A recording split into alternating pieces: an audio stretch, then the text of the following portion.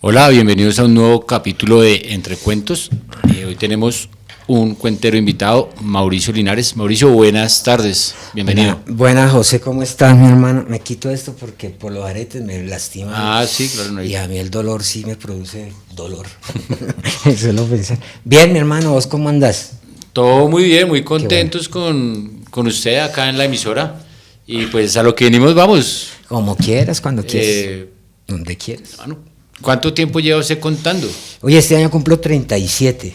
37. ¿Y cómo empezó a contar? ¿De dónde nace ese cuentero? Es que, hermano, mira, yo vengo del Pacífico, ¿cierto? Sí. Y esa es una zona muy oral, literalmente es oral, todo el Pacífico. O sea, lo que es Buenaventura, Chocó, Tumaco, toda esta zona es muy, muy oral. Y es inevitable que uno todo el tiempo esté influenciado por las historias, igual que por la música. Como las dos grandes cosas de las que pues tú te influyes. Y siempre yo crecí escuchando cuentos, siempre, ¿no?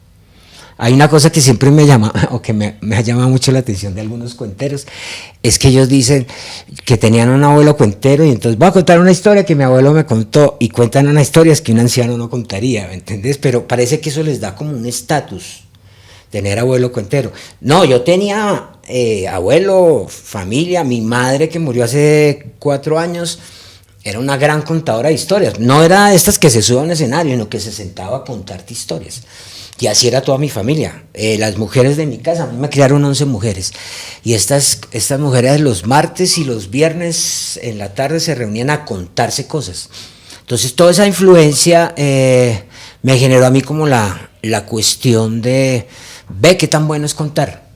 Pero yo no lo veía como una profesión, lo veía como la posibilidad de seguir contando. O sea, y yo toda la vida he tenido problemas de comunicación con la gente, toda la vida. No me puedo comunicar bien, no podía. Y creía que pues contando historias me permitía como entender más a la gente y entenderme a mí y saber qué era lo que me pasaba. Y ya pues que cuando entro a la universidad a estudiar literatura, pues yo tenía 15 años cuando entré a la universidad y tenía pues lo que tiene un estudiante universitario, nada. No tenía que comer, parce, una mano adelante y otra atrás. Y pues tenía 15 años, no había alguna chica con dinero que se fijara en mí. Yo siempre he sido bajito y feo, hermano. Entonces, y en esa época no era hablador. Sí. O sea, tenía todas las de perder y fracasar en la vida.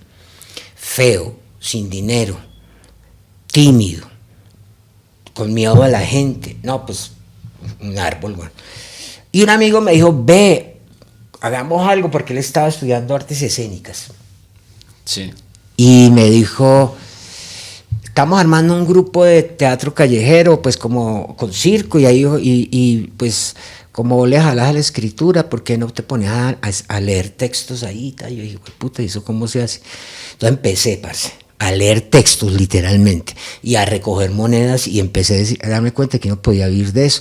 Y un día yo me cansé de leer textos, porque pues tampoco. Y me aprendí un texto mío y me lo eché a contar, y luego me acordé de los cuentos que yo escuchaba en mi pueblo y empecé a contarlos. Pero lo que te digo, no era a nivel profesional, porque yo pensaba que eso no se veía. De hecho, mi mundo era tan pequeño que creía que no había más gente en el mundo. No, mentira, sí se ve. Que no había cuenteros en el mundo, sino en mi pueblo. De hecho, pensaba que después de Cali, porque yo voy a estudiar a Cali, no había nada más. O sea, que esto era el centro del mundo. Y claro, pues vos tenés ahí las mujeres bonitas, tenés todo, hermano. Tenés los champús, el aborrajado, todo. Pues las cosas ricas que hay en la vida las tenés en Cali, en el Valle del Cauca. Y el resto del mundo, pues, no existía para mí. Y ya después hay un festival que se llama, de Orlando Cajamarca, de Esquina Latina, que se llama Mujeres en Escena. Y ahí está Margarita Campas, la mamá grande del Pacífico, que ella, cuando mataron a Jorge Eliezer Gaitán, juró que hasta el último día de su vida iba a contar y hablar en rima, y esta mujer hablaba en rima, mi hermano.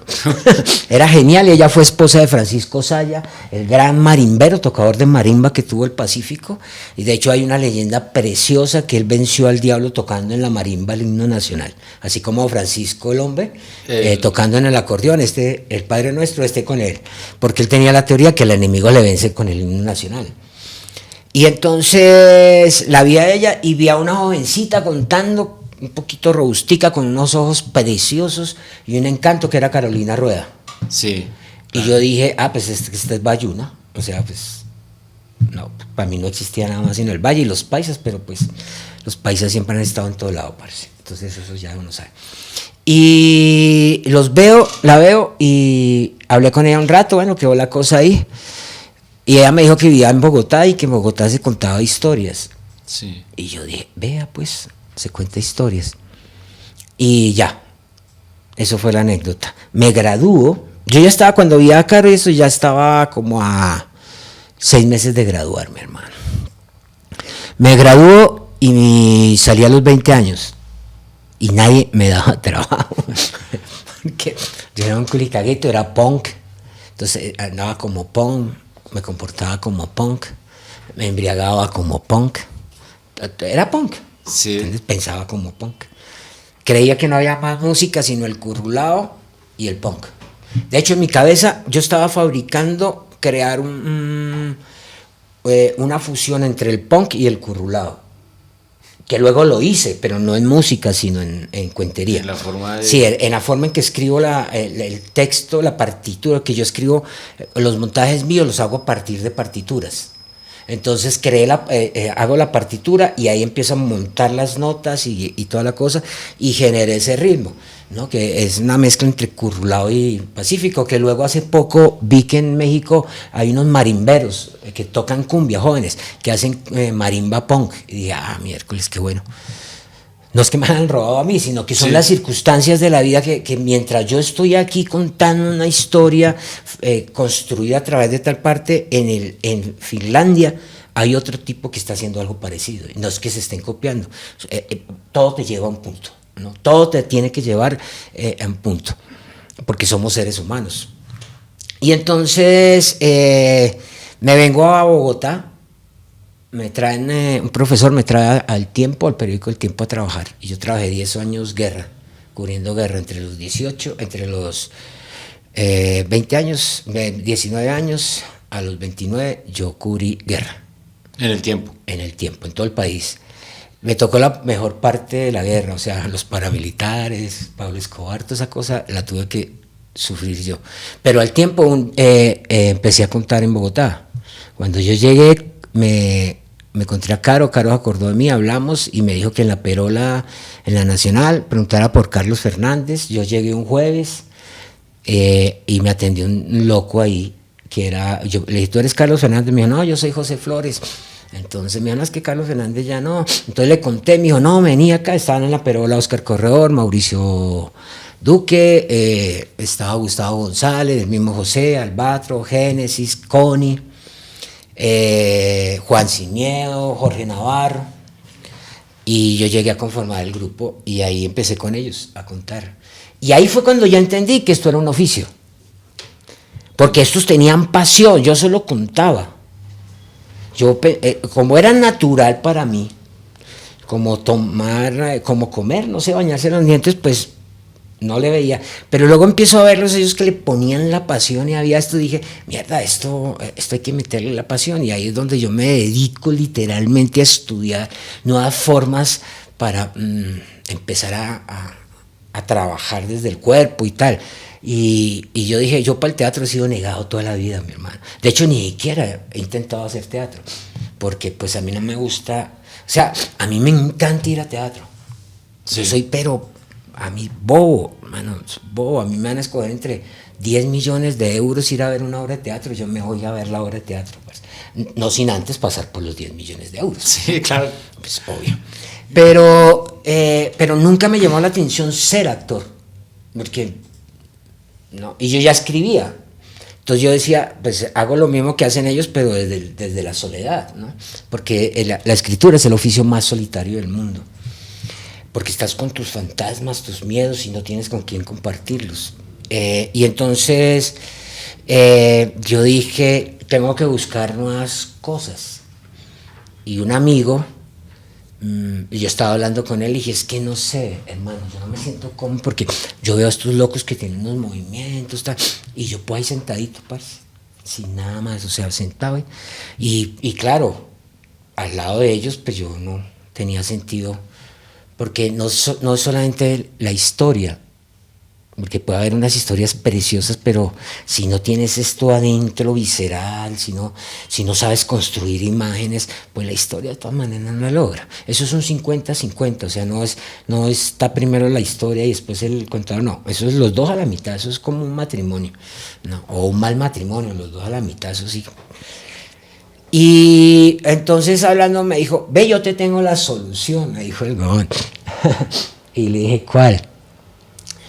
Escuchate a José José, a Rafael, ta. Y yo le dije, pues sí, ya te voy a conseguir unos videos. En esa época no existía YouTube, sí, no, claro. No había internet, no existía ni el celular. ¿Eso fue qué años? ¿80, 90? Eso fue en el 81, en 89. 89, 90. Ya llevaba un año ahí en la perola y yo desocupaba, yo era el encargado de desocupar la perola, me subía a vaina, quedaba sola, y eso me atormentaba mucho. Pero esto pasó como 6 meses después de que yo ya no sabía qué hacer. Y entonces me dijo, mira, te tengo unos cassettes de Betamax. Imagínate lo viejo que es uno. Sí, ya alcanza a tener Betamax en la casa. Sí, no, padre, a mí ya me pueden meter en un anticuario. Y entonces, me llevó un televisor, que eso era una locura, era un televisor de estos pequeñitos, me acuerdo, naranja, que tenía un botoncito acá y bueno. Y el Betamax y el cable, y dijo, bueno, te lo presto por 6 meses, me dijo. Y empiezo yo a ver, el primero que veo es a José José. Entonces, él me dice, escúchalo primero, no lo mires, escúchalo. Luego me dice, bájale el volumen y míralo. Así por una semana, las dos cosas. Y después me dijo, una semana y míralo completo, y escúchalo. Y empecé a escucharlo. Y empecé a darme cuenta que él alargaba un poco las notas en los momentos más tristes. Y, o sea, siempre. Porque José siempre estaba triste, ¿entendés? Pero había un momento dramático, ¿no? Donde su voz cambiaba bastante, le dolía. Y luego empiezo a verle los movimientos. José José no se caracterizó por tener unos movimientos, ¿no?, amplios, nada. Eran muy, muy reducidos, pero dibujaba en cada movimiento, ¿no? Solo tenía que levantar una mano y, o sea, cuando cantaba, por ejemplo, Almohada o Gavilano Paloma, alguna de estas cosas, levantaba un poco la mano y ahí ya estaba una figura. Y yo dije, mierda, esto se puede hacer. Y empecé a copiarlo. Sí. A copiarlo. Y luego terminé de verlo a como 2 meses, todos los días en este plan, parece. Y luego empecé a ver a Rafael, que esto era el lado opuesto, porque Rafael es un showman. Sí, él es... A cosas así, mueves. No, esto es como el Mick Jagger nuestro, y eso sube, baja, eso y actúa. No, esto es una cosa delirante. Entonces, esos dos, y ya. Y empecé a ver a otros, a Nicola Di Bari, pero hubo 2 que me marcaron, que fueron Charles Nabur y otro francés. Porque Charles Nabur era más teatral, ¿no? Tenía una cosa que era profunda, que era lo que yo estaba buscando, y era lo visceral, ¿no? Y por ese momento yo estaba escuchando mucho jazz y estaba escuchando Billie Holiday. Y esta mujer hacía de prácticamente las canciones que ella cantaba eran sus propias conversaciones. Y entendí que para lograr lo visceral es como conversarte contigo mismo, ¿no? Es como que te exploras por dentro, te encuentras que tú no puedes matar tus demonios, porque si los matas, ¿qué haces? Te quedas terriblemente solo. Y entonces me llama mi amigo y me dice, ve, vamos a Jorge Gaitán, se va a presentar una mujer que quiero que veas. Y yo en esa época estaba solo y dije, me voy a casar, me voy a enamorar. Y me enamoré de esa mujer, que es Rocío Jurado, que ya murió. Mira, yo la vi cantando en vivo y ahí entendí lo que yo quería hacer. Y era lo visceral. O sea, ese dolor y a profundidad. Y pues eso acompañado que estaba leyendo a Robert Wasler, estaba leyendo algunos escritores estadounidenses dolorosísimos, Harpy Lee, por ejemplo, que era una escritora que yo siempre he amado. Y estaba leyendo El corazón de un cazador solitario de una escritora que yo amo, y ese libro es... Y aparte de eso, pues siempre he estado con otras cosas. Y empiezo a darme cuenta que había una cosa que me llamaba mucho la atención. Era, dije, bueno, ya tengo la melodía, me falta el instrumento. O sea, como que dije, ahora necesito el instrumento. Pero pues yo no sé tocar. Y tampoco quería aprender a tocar porque pues no era como mi gusto. Y entonces estaba yo en la biblioteca, pues yo siempre he sido como un conejo de biblioteca, un ratón de biblioteca, desde pequeño, y estaba en la biblioteca y no sé por qué me dio a mí me dan épocas, y esa época me dio por el arte plástico español, y encuentro a Goya. Mi hermano, ahí Goya lo hizo fue partir mi vida en dos, porque esas figuras que él construía que parecían monstruosidades me definieron todo lo que yo quería construir. Ese era el instrumento. Entonces mi instrumento fue llevar eso, la fealdad, el dolor, y ahí entendí que uno tiene que reivindicar su derecho a ser un monstruo y que otros sean lo normal. Y ahí entendí todo ese concepto, ¿no? De cómo llevar todo eso y ese fue el instrumento. Ya tenía la música y el instrumento. Y ahí empecé a fusionar. Entonces empecé a ver mucho arte plástico, alimentarme de eso, a escuchar mucha música. Siempre he escuchado punk, porque soy punk desde los 13, 12 años. Pero empecé a escuchar a Schubert, a Sibelius, a Debussy, a Mozart, a Beethoven, Bach, toda esta gente, pero al tiempo a Miles Davis, a Coltrane, ¿no? A Eric Dolphy, a Duke Ellington, a Billie Holiday, a Ella Fitzgerald, y a Deep Purple. O sea, empecé como un sancocho, Diomedes Díaz. O sea, yo no discriminé, ¿entiendes? Es de todo. Yo necesitaba, hay gente que me decía, ay, pero es que Diomedes Díaz, que a mí no me importa si mató, vivió, lo que hizo.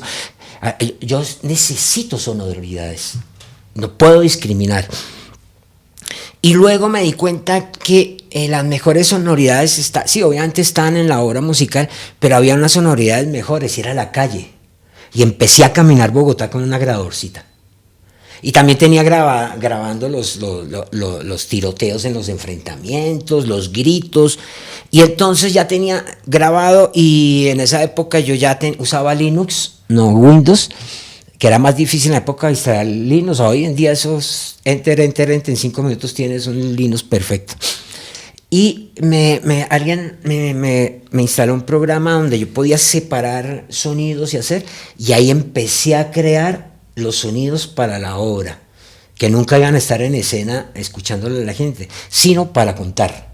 O sea, empecé a escribir la música, que eran las historias, y empecé a ensayar.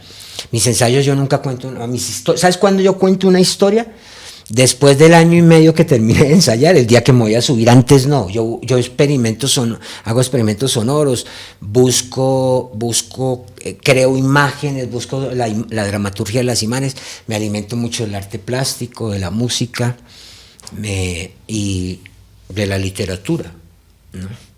Y estaba yo en ese experimento cuando aparece el maestro Antonio Caro, que fue el gran artista plástico, uno de los grandes de Colombia. Murió hace muy poco, 4 años.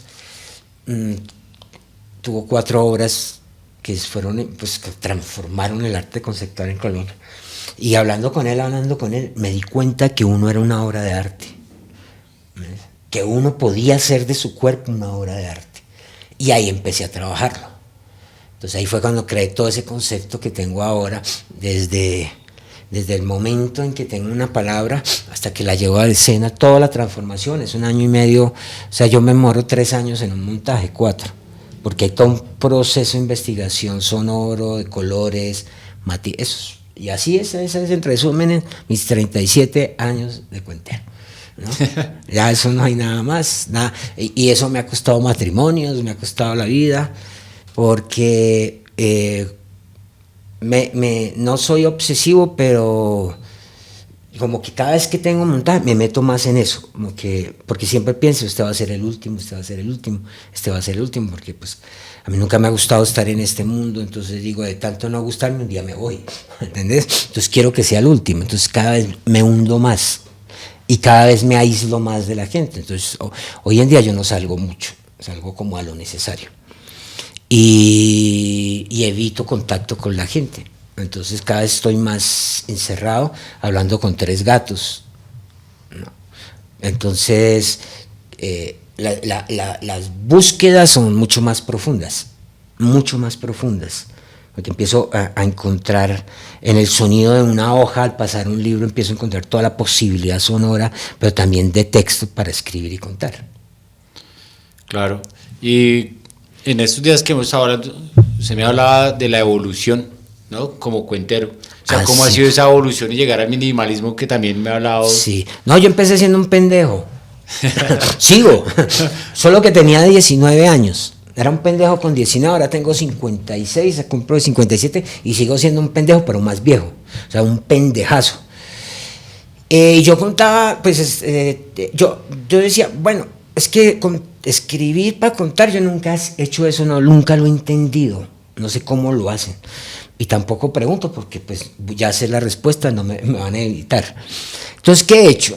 Yo creaba los cuentos en la cabeza porque me parecía que era lo natural. Entonces tengo la primera etapa de mi vida era ese tipo de cuentos, como con la estructura, porque todavía no había investigado lo suficiente con la estructura de la tradición oral del Pacífico.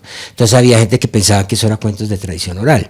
Hay un cuento muy viejo que yo tengo, que es el de una abeja y un hipopótamo, que eso ya es de tradición oral, todo el mundo dice que, pero pues yo fui el que lo escribí, pero en la cabeza. Yo llegué, lo monté, eso me lo ayudó a montar Jorge Navarro.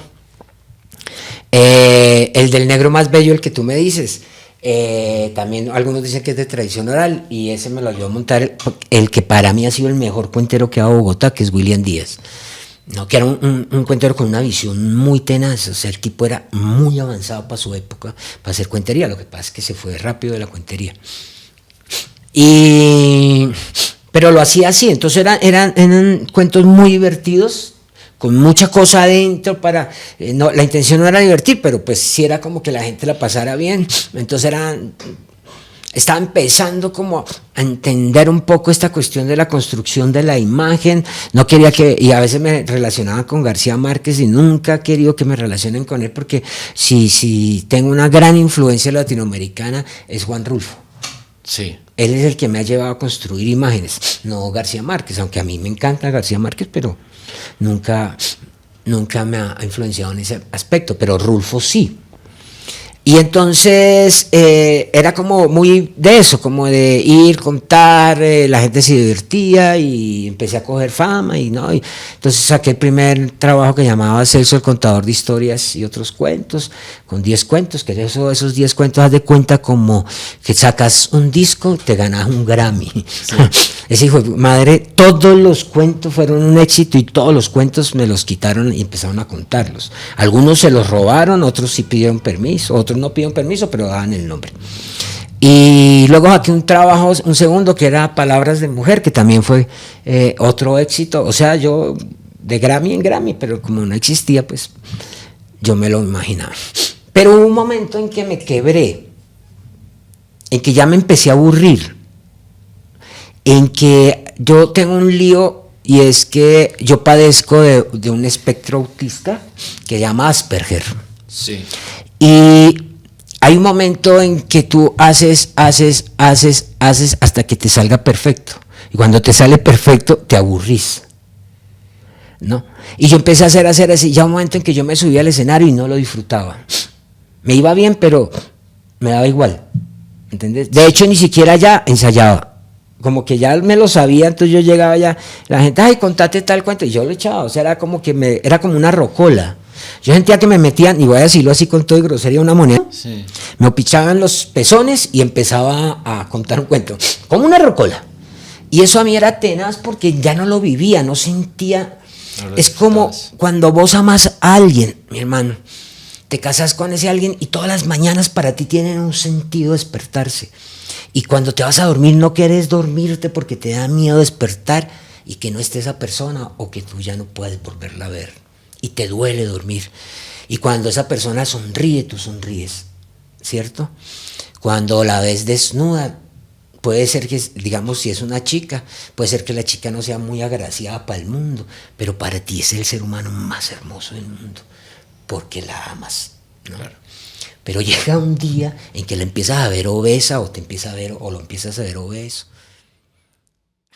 Lo tiene chiquito, güey, puta, y es mal polvo. O uno dice, no, es que está vieja, es la misma, siempre, ay, nada, empieza, ya no te gusta. Entonces, ¿qué tienes que hacer? Irte o reconquistar. Sí. Y yo dije, me voy o reconquisto. Porque de todas maneras, esa chica me hizo feliz. Y yo la hice feliz. Y hay una cosa que aprendí en la vida, mi hermano, que cuando dos amantes se separan, eso no duele. ¿Ves? Lo que duele, literalmente lo que duele y la gran tragedia es que esas historias, esos mundos, esas palabras y esos códigos que los dos se inventaron para los dos se pierden cuando se enamoran de otros y se quedan ahí en el olvido. Eso es lo trágico. Y yo dije, no lo voy a hacer. Entonces me reinvento y empecé a reinventarme. Y entonces ya llegó mi segunda etapa, que era una etapa más oscura. ¿En qué sentido? En que los textos eran profundamente tristes, porque estaba cansado que me robaran los cuentos. Sí. Y entonces creé una obra que se llamaba La eternidad del instante, que era una cosa que si tú me querías robar un cuento, tenías que robarme toda la obra. ¿Me entiendes? Porque cada cuento dependía, era un tejido. La primera historia dependía de la última. Y la segunda de la primera era así. Y la cuarta dependía de la segunda, la tercera. O sea, hice una escala cromática, que es en música, donde la primera depende de la última, la segunda depende de la cuarta depende de la tercera depende de la primera. Es una cosa compleja, que parece compleja, pero si entiendes un poco de música, es la cosa más sencilla, es una estructura musical básica. Entonces dependía, si tú la quieres escoger, tenés que llevártela toda, porque no hay forma. No hay forma, y si le quieres cambiar el nombre a un personaje, o sea, me dediqué a eso. Y luego vino otra historia, que también era bien compleja. Porque además La eternidad del instante tenía también un poco de cosas como improvisación, ¿no? Y era un personaje que se despertaba todos los días a la misma hora, desayunaba, comía, hacía todo lo mismo todos los días, ¿no? Era como una especie de teatro absurdo, porque en ese momento estaba muy influenciado por Beck, ¿no? Y luego creó otra obra también muy oscura, es que esta sí fue poco conocida, que fue sobre un asesino en serie, ¿no? Porque sí, en esa época yo estaba leyendo asesino en serie, tenía esa fijación, porque había soñado que yo me iba a volver asesino en serie. Entonces yo dije, tengo que aprender a hacerlo, porque pues qué vergüenza, ¿me entiendes? Yo asesino en serie, no, y me da a mí un corta uñas, dije, no, tengo que aprenderlo. Entonces empecé a meterme en eso y construí un personaje desde un lugar pequeño, un pueblo pequeño, ¿no? Y era muy chévere la historia, varios cuentos, todo giraba en torno a eso. Sobre él había matado 6 personas y las 6 personas muertas contaban la historia, pero era muy dark. Tuve esa época y las bases sonoras eran muy de death metal, de thrash metal, trabajé como esas sonoridades para esto. Y luego ya me cansé, porque tenía una vida muy atormentada, tenía una vida muy violenta internamente.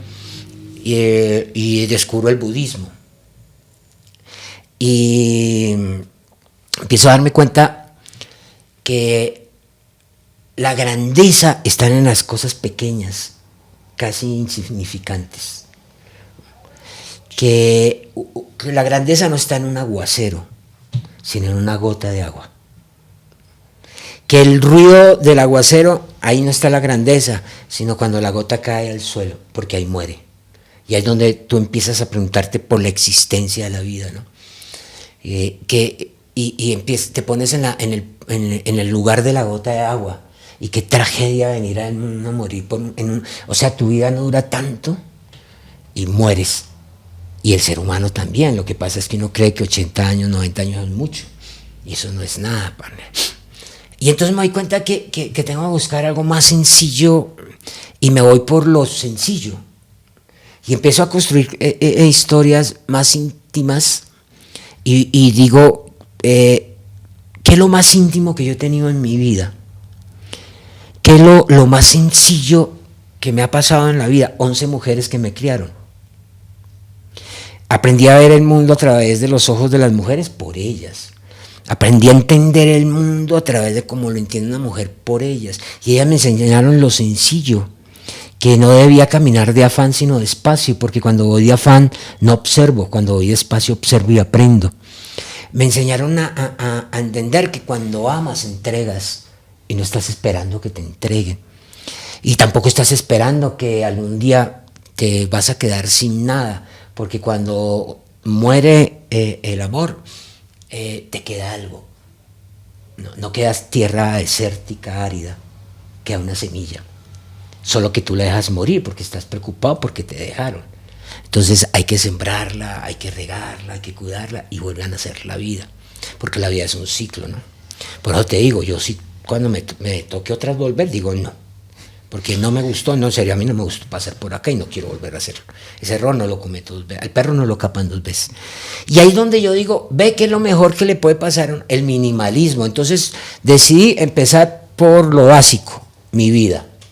Entonces yo tengo solo 100 cosas en mi casa, 100. ¿Ves? Y eso es lo que tengo, con eso vivo.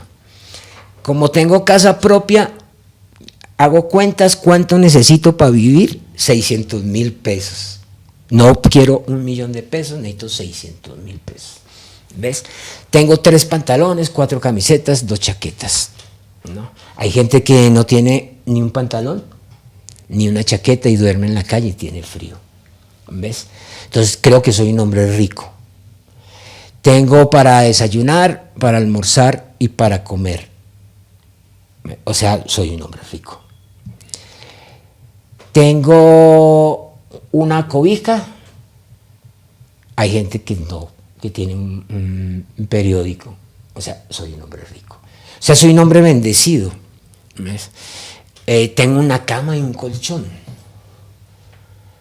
Pero es una cama pequeña, porque tenía una cama grande y conocí una señora que pues vivía en cuartico y en su cuarto vivía con sus 3 hijos y ella en una cama chiquita. Entonces yo le di la cama grande porque eran 4, yo era 1.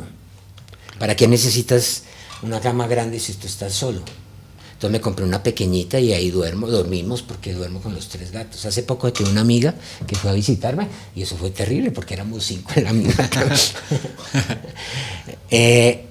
Entonces me di cuenta que si tú tienes, ¿para qué quieres tener? Por ejemplo,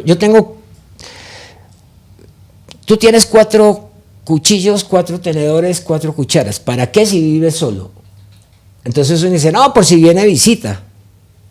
Pues si viene visita compartimos el mismo cubierto, ¿cierto? ¿Ves? O sea, es como llevarlo al mínimo. Y cuando ya logré eso, entender que a mí no me hacía ser un hombre rico, importante, ni reconocible tener cosas, sino por el contrario me hacían invisible. Y que cuando compraba un objeto,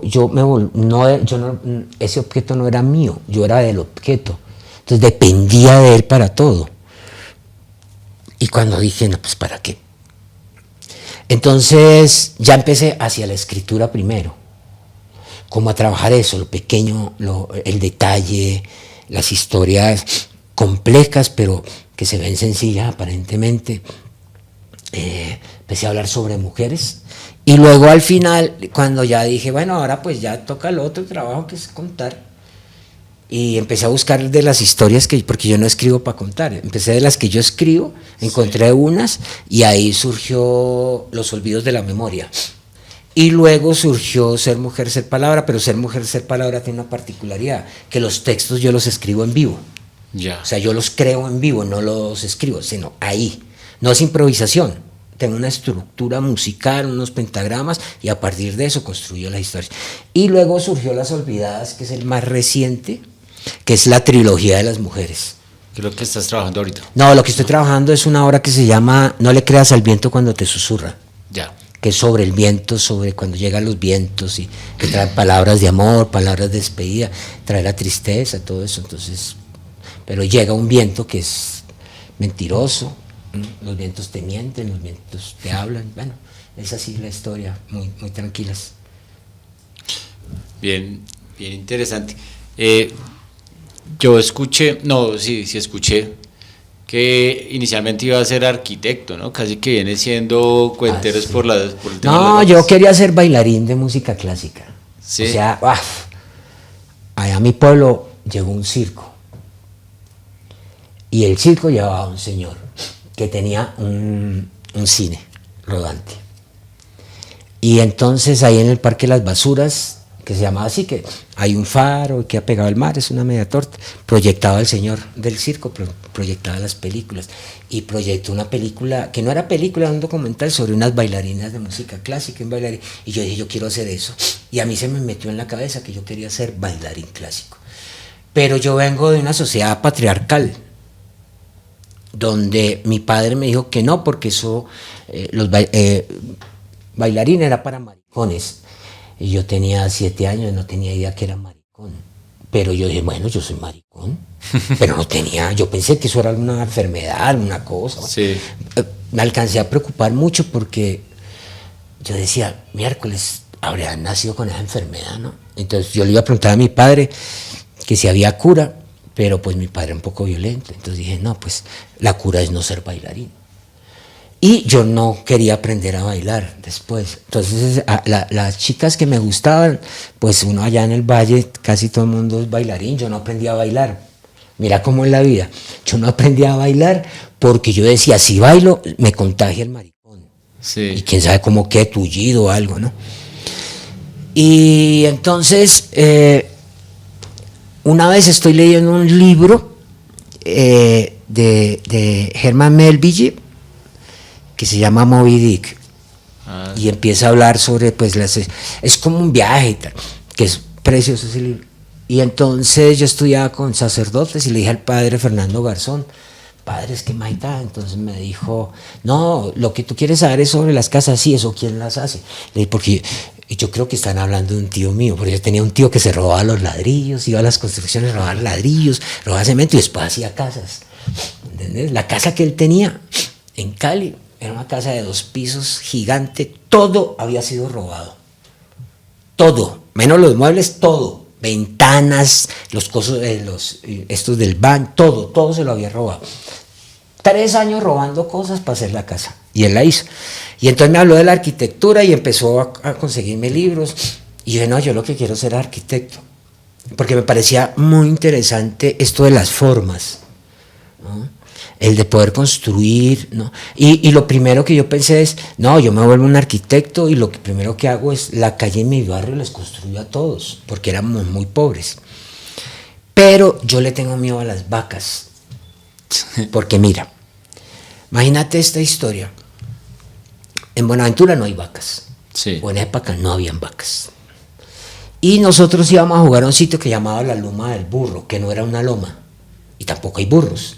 Pero le decían la Loma del Burro. No me preguntes por qué, pero así se llamaba, yo la conocí así. Y de repente vemos un ser rarísimo que se nos acerca, era una vaca. Y la vaca era racista, le digo, puta hermano. Porque los 3 negritos que jugaban conmigo, esa vaca, pero feliz con ellos, me acerqué y le digo, puta, me mordió, era racista, odiaba a los blancos. Y ahí le cogí miedo. Entonces cuando yo me voy para Cali, el padre, yo no tenía cómo irme para Cali a presentarme a la universidad, porque yo era muy pobre, yo trabajaba en una carpintería. Yo aprendí a hacer carpintería en una carpintería. Y ahí conocí el punk y el jazz, porque el carpintero era punqueto y le gustaba el jazz, una combinación rarísima, pero le gustaba. Hoy en día no, hoy en día es muy normal. Y entonces me voy y ya iba yo para la facultad de arquitectura y 3 hijueputas vacas en el camino. Dije, no, ni cagando. Y dije, volteé a la izquierda, pues yo soy zurdo, no de pensamiento, porque soy anarco, soy zurdo de escribir y todo. Y dije, volteo para la izquierda. Y lo primero que vea me meto. Y me metí y ahí era literatura. Y ahí empecé a estudiar literatura. Y me quedé con ganas de estudiar arquitectura. Y luego tuve una novia que era arquitecta. Y dije, ay, menos mal no estudié arquitectura. Menos mal no. Sí. La arquitectura es una de las artes. Sí. Pero los arquitectos como que le huyen al arte. Hay unos grandes artistas, grandísimos, pero... bueno, y se me olvidaba, otra gran influencia que tengo es el cine, sobre todo el de Roy Andersson, que es un belga, y el de Béla Tarr, que es un húngaro. Con Béla Tarr aprendí una cosa que es impresionante, porque él hace películas de 2 horas y media, de 4 y de 7 horas. Y esas películas, las de 2 horas larguitas, tienen 29 planos secuencias, o sea, pues lento como un berraco. Todo en negro y casi no hay palabras. Y por ejemplo el Caballo de Turín, que es preciosa. Imagínate que ahí entendí la importancia de contar y hacer que el silencio cuente. Pero también entendí cómo llevar un lenguaje casi cinematográfico a la narración oral. No sin hacer cine ni nada. Y con Anderson también lo aprendí, o sea, me alimenté de eso. Si hubiera sido arquitecto, yo creo que nunca hubiera contado. ¿Cómo para qué? Pues haría edificios, casas. Me imagino, tendría una pelirroja, putona y tetona, supongo. Metería perico, sería drogadicto, bebería whisky, me vestiría bien y menospreciaría el mundo. Y le agradezco a esas 3 putas vacas, weón, porque aprendí a entender el mundo y a quererlo. No aceptarlo, lo que te digo, yo aquí no vuelvo ni porque me ofrezcan la mejor vida, no me gustó. Pero aprendí a entender al ser humano y a entender que todos tenemos ese lado bueno y ese lado malo, ¿no? El lobo, como en el budismo, es el lobo negro y el lobo blanco. El lobo blanco es el bueno, porque pues, los negros, el racismo. Y es como lograr, no eliminar, porque tú necesitas de la noche y también del día, es como buscar el equilibrio.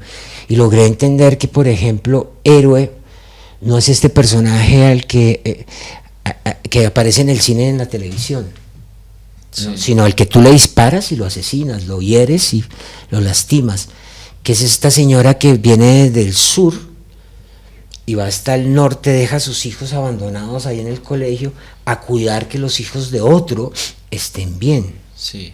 O el señor que barre el frente de tu casa, ¿no? Esos son los héroes y esos son los seres humanos que a mí me alimentaron, y entendí que la belleza del ser humano no estaba en las grandes cosas que hacía, sino en las cosas silenciosas, ¿no? Entonces ahí aprendí a entender eso, a leerlo, y dije, ve, porque a mí me avergonzaba el ser humano, porque claro, yo quería ser famoso, yo vivía, ¿no? Y ahora entiendo que lo esencial, lo vital del ser humano está en ese silencio, ¿no?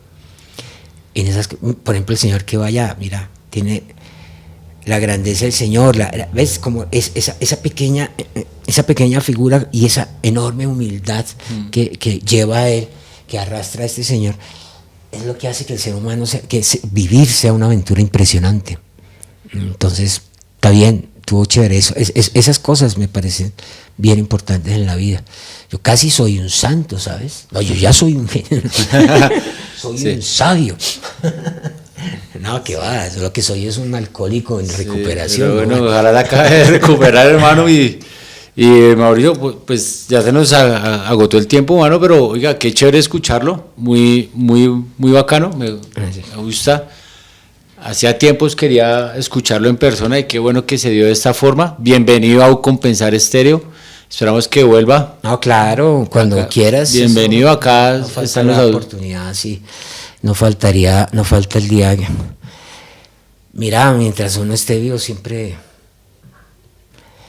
Yo aprendí a que, mira, me decía mi maestro budista una vez, yo no soy muy de citar las frases que me dice, porque ese pobre hombre sufre conmigo, porque yo cada vez le llego con más aretes, ¿no? Sí. Entonces me dice, no, pero es que, hombre, esas 20 aretes serían 20 cosas que podrías tener, que son 80 y esto. Sí. No, pero pues, yo le digo, no, pues, imagínate, yo ya no uso tenedor porque tengo cuchara. Nada, ¿qué tal?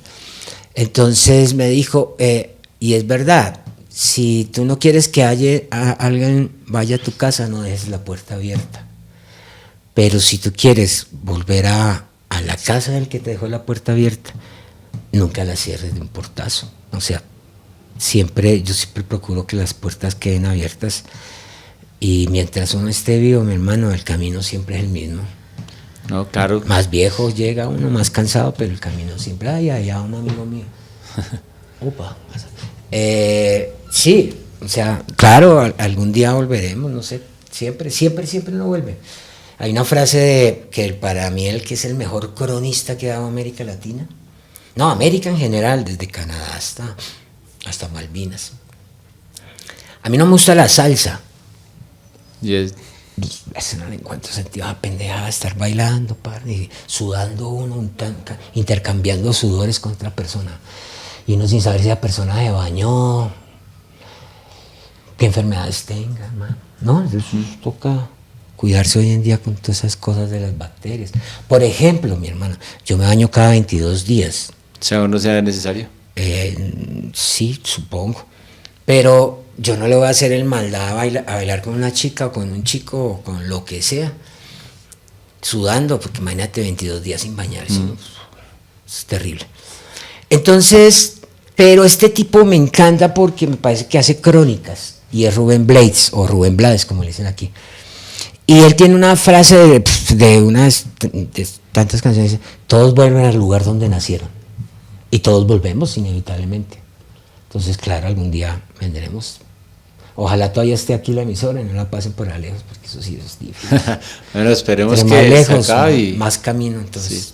Pero bueno, bienvenido y muchas gracias por atender la invitación. No, mi hermano, a vos. Muchísimas gracias, mi hermano. De verdad, mil gracias. Chévere. Gracias por lo que estás haciendo, porque estos espacios eso sí es pelo natural. Estos espacios sí son necesarios.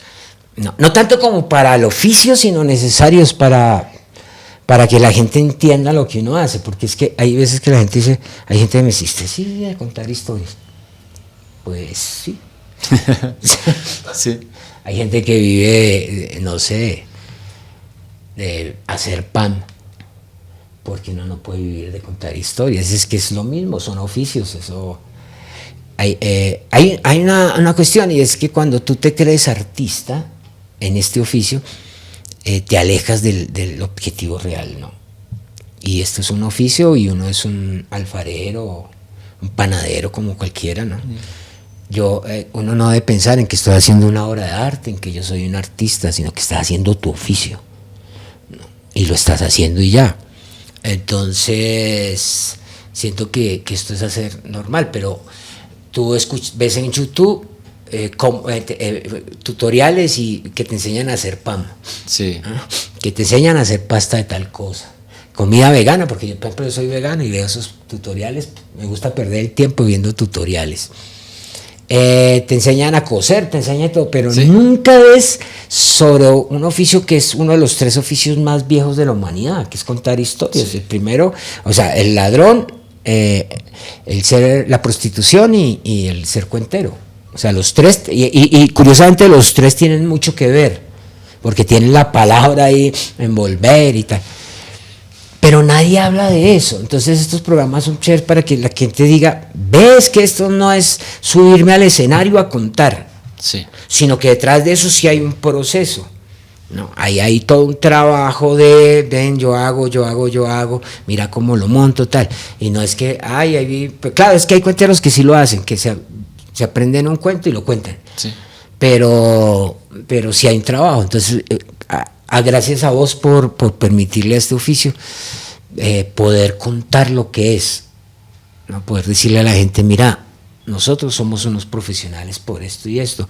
Algunos tenemos esta disciplina, este rigor, otros tienen esta disciplina.